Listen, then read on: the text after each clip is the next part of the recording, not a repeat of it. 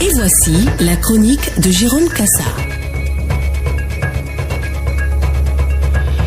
Des disciples qui ont librement choisi de servir Jésus, le zizi sous la soutane, et qui se sont jetés à corps perdu sur des âmes plutôt ingénues, proie facile et inconsciente. Des criminels en robe au service de Dieu et qui ont un faible pour la chair, ô sacrilège, surtout celle des enfants du même Dieu, celui qu'ils ont juré de servir, le phallus jamais pointé vers le ciel, mais plutôt toujours orienté vers la terre des hommes. Si les prédateurs en Europe adorent pêcher en milieu carrément pouponnier, leurs homologues africains, eux, un peu comme pour se trouver une circonstance atténuante, ciblent des victimes en âge relativement avancé, eux qui adorent brouter en terrain plutôt velu. Sur le tableau de chasse, les religieuses avec qui ils ont pourtant en partage le vœu de chasteté.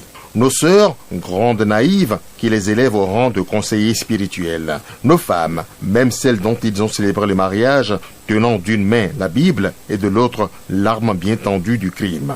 Le rapport Sauvé a dénombré de 1950 à 2020 plus de 330 000 victimes de 3 000 prêtres ou laïcs employés dans les institutions de l'Église et autres responsables de mouvements de jeunesse qui ont choisi de sauver des âmes mais qui les ont plutôt violées, violentées, abîmées. Tout cela dans le silence le plus glacial, le plus opaque, le plus cruel et assourdissant. Oui, un véritable crime contre l'humanité. Des enfants partis chercher la foi et le secours et à qui les ravageurs ont plutôt servi du sexe. Sur tous les continents, c'est la honte de tout un corps dédié au noble service de l'âme, mais qui se découvre un faible pour le corps. Ceux qui reçoivent confessions et confidences à longueur d'année font pire que leur confessés. Que devient alors le vœu de chasteté prononcé à la face du monde avec des gens qui sont devenus de patentés adeptes et promoteurs de la profanation du temple de Dieu?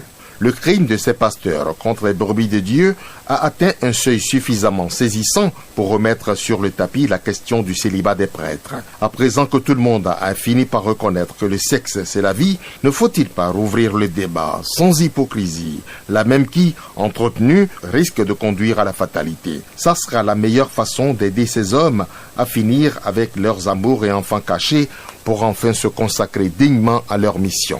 Plus simple, plus facile, plus réaliste, n'est-ce pas?